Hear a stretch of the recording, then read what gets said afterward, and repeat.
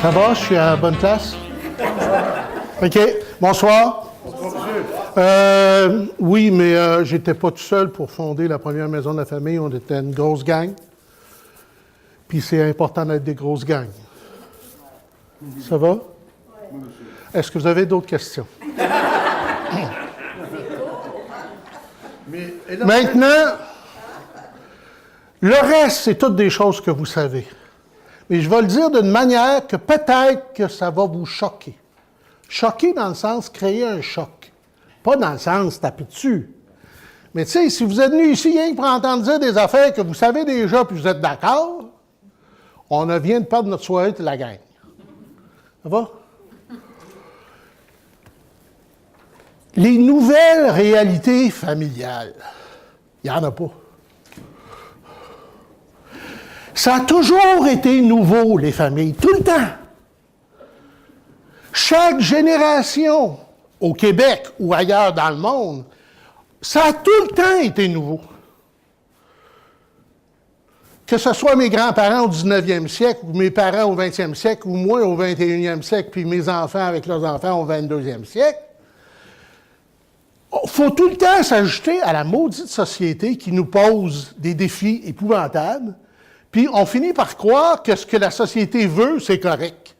Par exemple, comme elle disait, le bonheur. Il faudrait être heureux. Es-tu heureux? Es-tu heureuse? Elle vous a posé la question, personne n'a répondu. Vous avez bien fait! J'ai répondu oui. Ça n'existe pas. Courez pas après ça. Des parents compétents, ça se peut pas, tu le sais quand tu as fini, comme vous avez compté. L'important, c'est d'être ensemble. Madame la psychologue l'a dit clairement. Dans toutes les problématiques individuelles, le premier niveau d'intervention efficace, hyper efficace, c'est de mettre du monde ensemble. Mettre du monde ensemble dans la famille, dans le voisinage, dans la collectivité, c'est toujours ça. Tout le reste, n'importe qui, les gens sont assez intelligents pour se donner des conseils, puis de ne pas les suivre, évidemment. La survie est la première fonction familiale. Dans tous les pays du monde, pour toutes les cultures, tout le temps, c'est pas d'aimer nos enfants, c'est pas d'aimer nos grands-parents, c'est juste survivre dans un monde de fous. Et le monde a toujours été fou. C'est pas vrai que le stress augmente. Quand il y avait, je sais pas moi, 10 enfants, un cheval puis 2 vaches, puis que ça gelait l'hiver, le stress, ils ne savaient même pas que ça existait. Il y en avait en masse. La survie, c'était épouvantable. Toutes les familles qui arrivent des zones de guerre, toutes les familles de réfugiés, toutes les familles d'immigrants. Venez pas dire qu'il ne faut pas de stress ou que c'est dangereux le stress. On est dedans. Moi, vous voyez, moi, je suis un gars extrêmement calme. Bon. Est-ce qu'il va falloir que je me calme, calme-toi donc? Non, non. Être avec d'autres, être en support, en soutien à d'autres et vers soi, c'est tout le temps la première affaire. Tout le temps. Le ministre l'a dit à un moment donné, mais c'est ça qui est le fun d'être troisième. Hein, c'est que tu prends les autres, tu dis, ouais, mais c'est pas tout à fait ça. Il a dit, ça a passé vite, il dit, ouais, mais pour ce qui est de notre politique de logement, on va créer beaucoup d'autres logements. Puis là, il a dit, oui, mais surtout pour des personnes seules. Ça a passé de même, parce que ça va réduire le nombre d'itinérants. Je ne sais pas si vous vous rappelez, il a dit ça. C'est bien correct, je suis pour. Mais ça ne règle pas le problème social. Leur problème, c'est qu'ils sont seuls. Il a dit la même chose pour l'augmentation du revenu, que la grande majorité des personnes âgées, blablabla, vous vous rappelez? Mais la grande majorité des personnes âgées qui sont en situation de pauvreté sont des femmes seules, isolées. L'isolement social est leur plus gros problème. Ils sont tout seuls. C'est pas là. Je ne vais pas dire qu'il ne faut pas d'argent, là, on va se comprendre. Mais j'essaie de vous dire, être ensemble, sans nécessairement fonder des sectes ou des communes. Quoi qu'à partir de l'année prochaine, on va avoir le droit, fait que on va se fonder des communes. retourner à être ensemble. Je vous en prie. Ça ne veut pas dire que je suis contre l'individu, puis la personnalité, puis tout ça, là. Mais être ensemble, être dans des réseaux, avoir des réseaux actifs, savoir à qui parler. Moi, je vis seul. J'ai parlé à ma fille qui est à Vancouver aujourd'hui au téléphone, puis j'ai dit « Merci de m'appeler mon amour parce que ça me fait du bien juste de jaser. » Ça va? Mais ça, c'est ma fille. Ça peut être la même chose avec mes amis, avec mes voisins. Quand j'ai un gros problème psychologique, c'est parce que je suis obligé d'aller en parler à un inconnu. On appelle ça un psychologue. Mais le psychologue devrait, elle l'a dit, avoir tout de suite le réflexe de nommer les personnes autour. D'aller, et parle-moi même pas. Avec qui tu devrais parler? Qui que je remplace, moi, là? La famille, c'est un niveau de survie. La survie, c'est collectif. Pourquoi, par exemple, dans les maisons de la famille, à moins que je me trompe, Constance ou d'autres, vous me corrigerez, on voit peu de la génération des nouveaux immigrants. Parce qu'ils se tiennent ensemble. Parce qu'ils gardent des liens communautaires où ils s'en créent. Alors que nous, Blancs, Québécois, francophones, on est tout seul devant notre ordinateur. C'est là qu'on stresse, puis qu'on déprime, puis qu'on consulte. La survie familiale n'a pas rapport avec l'affection puis l'amour. Il y a des êtres humains gentils, compétents, intelligents qui endurent leurs enfants. Point. L'amour, là, puis les enfants, puis tout ça, là, c'est un concept américain qu'on a ajouté au 20e siècle, qu'on était supposé de s'aimer, puis d'aimer nos enfants, puis d'être donc content, puis qu'ils soient bien, puis que... Wow! Tant mieux si c'est ça, mais si c'est pas ça, c'est pas là-dessus que je vais travailler. C'est êtes-vous tout seul? Donc, briser l'isolement, ça va-tu? Il y a une deuxième raison pour laquelle on travaille ensemble, c'est que même si tu as des ressources, et ça c'est l'exemple que vous avez apporté, même si tu as des ressources, si tu ne sais pas comment les utiliser, puis qu'il n'y a personne à côté de toi pour te montrer comment faire marcher le grille-pain, ou comment avoir le supplément du revenu garanti, puis qu'il n'y a personne qui sait que tu es tout seul, même ton accès aux ressources n'est pas possible. Ça n'a pas rapport avec l'intelligence, ça n'a pas rapport avec la psychologie, ça a rapport avec la société. Vous, moi, on se déplace ce soir, c'est de moins en moins fréquent. Normalement, bientôt, on va faire ça sur Internet. Moi, on va rester chez nous, puis nous aussi. Là. Bon. La survie, c'est aussi donc l'accès aux ressources et la capacité de les utiliser. Alors, par exemple, je vais vous donner un exemple simple. Là. Mettons qu'on fait du travail communautaire puis que tu fais une cuisine collective. Il y a des femmes, surtout, qui vont venir. Quelques hommes, mais surtout des femmes. Avec des jeunes enfants. Il faudrait que l'enfant ait accès aussi. Parce que sans ça, comme on disait tout à l'heure pour un autre exemple, si tu as un problème de garde, tu ne viendras pas. Mais même rendu là, est-ce que tu sais comment faire fonctionner un poêle? Ici, est-ce que tu sais c'est quoi une patate? Est-ce que tu sais c'est quoi une carotte? Puis est-ce que tu veux trouver ici des aliments que tu mangeais dans ton pays d'origine qui ne sont pas là ou qui coûtent très cher? L'accès aux ressources, c'est pas juste d'être dans la cuisine collective. C'est qu'il y a des gens avec qui tu vas pouvoir jaser dans ta langue et arriver à trouver comment et pourquoi on mange ceci ou cela. Donc, ça prend des familles d'accueil, puis ça prend des familles ou des gens autour qui sont de la même communauté. Vous suivez-vous toujours? Ce qui fait que la famille, c'est pas le paradis, c'est pas faut bien s'entendre, puis on va communiquer, puis dialoguer, puis tout ça. Même quand on dialogue, puis on s'aime, on se comprend pas à peu près tout au cours du temps. Fait que là, fatiguez-vous pas avec ça. Mais des éléments de solidarité de base sont importants. Puis là, je reviens, je m'excuse, je reprends vos exemples parce qu'ils sont bons. Mais celui-là, vous ne l'aimerez pas, par exemple. Oui, vous avez une bonne idée de dire qu'il faudrait qu'il y ait aussi des familles plus jeunes qui peuvent accueillir, aider des plus vieux. Mais en 1982, c'est les associations de personnes âgées qui ont refusé d'avoir la responsabilité de l'intergénérationnel. Fait que là, vous ne payez pas. Non. Ce que je veux dire, c'est que, voyez-vous, on a beau avoir des bonnes idées, c'est des choix sociaux.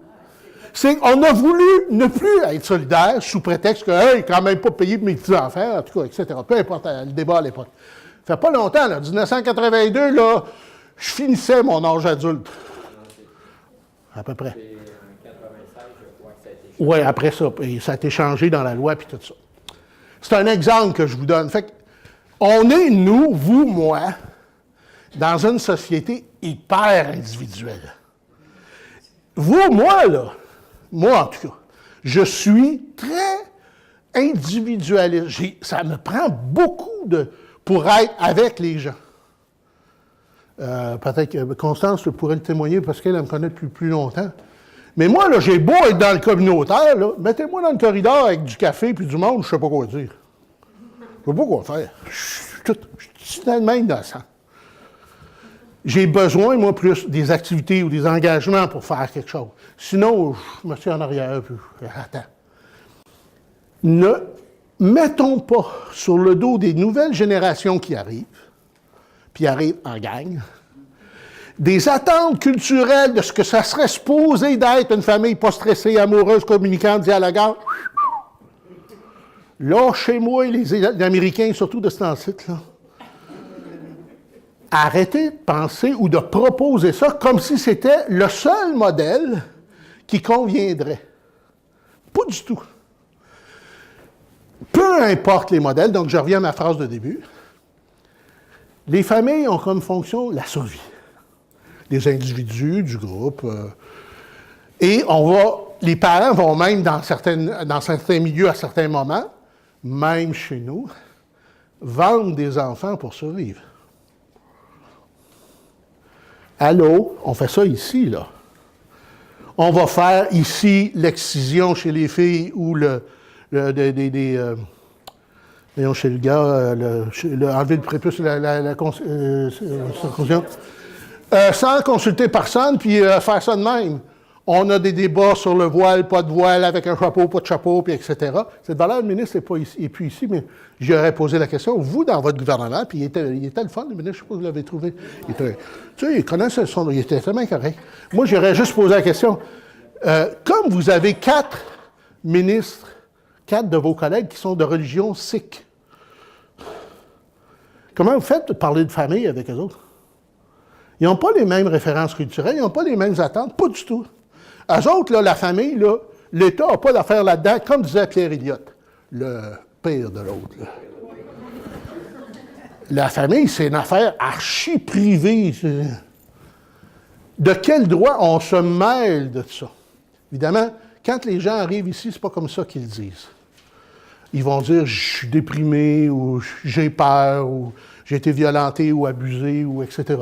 Ils vont présenter un problème souvent personnel. Mais c'est dans notre tête qu'il faut le comprendre autrement. Sans ça, nous autres, on va te l'arranger, cet enfant-là. Ou on va l'arranger, ce monsieur-là. Puis on oublie que dans l'histoire de cette personne, il y a sa famille, et dans l'histoire de sa famille, il y a plein d'autres choses. Pardon. Il faut que je revienne ici. Je me fais structurer. Vous voyez comment je suis un gars soumis. Dernier élément parce qu'on n'a pas pour coucher ici, là. Puis si vous avez des questions après ou des commentaires, vous les ferez.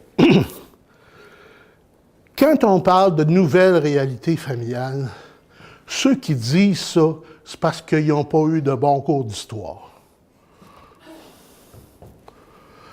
Essayez de me nommer quelque chose de nouveau pour les familles, puis je vais vous dire où c'est que ça a commencé, puis quand, puis où. Ce qui est nouveau, c'est les contextes dans lesquels on travaille. Par exemple, et si le ministre était là, il saurait, les approches pour les familles auprès des services de garde, puis la garantie des services de garde, c'est pas une politique familiale. C'est une politique de travail. Ça prend maintenant 2 revenus pour faire vivre 4 personnes. À l'époque de mes parents, ça prenait 1 revenu pour faire vivre 7 personnes. Là, je ne vais pas ramener les femmes à la maison, là, c'est pas un peu comme vous dites. C'est que si on veut régler les problèmes, il faut les mettre à la bonne place. pas un problème de conciliation travail-famille. C'est un problème de la manière qu'on est payé, ça n'a plus de bon sens. On est payé moins qu'il y a 30 ans. Fait qu'il faut tout le monde aller travailler. Là, je parle du travail rémunéré, là. Ça va? Que je sois à la maison ou qu'elle soit à la maison, ou que nous soyons 3 à la maison, peu importe comment, ça, c'est pas à moi de décider. Mais il faut mettre les problèmes là où ils sont. C'est pas des problèmes familiaux, ça. La gestion des horaires n'est pas un problème familial, c'est la manière qu'on a eu de ne pas penser les horaires sociaux en fonction du lien entre les familles. Comment ça se fait que ceux qui sont dans ce qu'on appelle les communautés culturelles, ils n'ont pas de problème de gestion d'horaire, là? Pourquoi? Parce qu'ils s'entraident. Dans le transport, dans l'organisation des loisirs, dans plein de choses comme ça. On aurait à apprendre de ceux qu'on appelle les communautés culturelles. Je ne parle pas au niveau religieux, là, ça va-tu? Je parle au niveau de l'expérience sociale, c'est tout. Fait que je termine. Quand vous puis moi, parce que vous comme moi, on est engagés dans des collectivités, c'est pas pour rien que vous êtes ici ce soir, sauf quelques-uns qui sont aux études, là. Bon.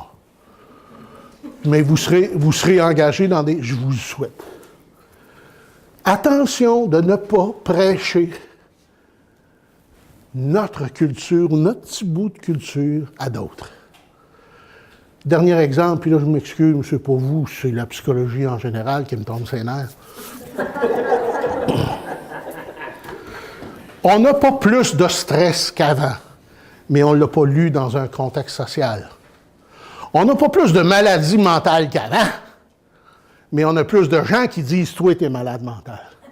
Puis ces gens-là, ils ont des diplômes. Faites attention à ça. Faites attention à ceux qui ont des diplômes comme moi, puis qui vous disent « Toi, t'es telle sorte d'affaires. Puis t'as telle sorte de problème. » Je vous le répète, puis je termine avec ce que j'ai commencé. Ton seul problème, c'est que tu es tout seul. Puis tu n'as pas accès aux ressources. Si les autres sont avec toi, ils vont chercher avec toi, puis ils vont finir par trouver des affaires, pas parfaites, pas merveilleuses.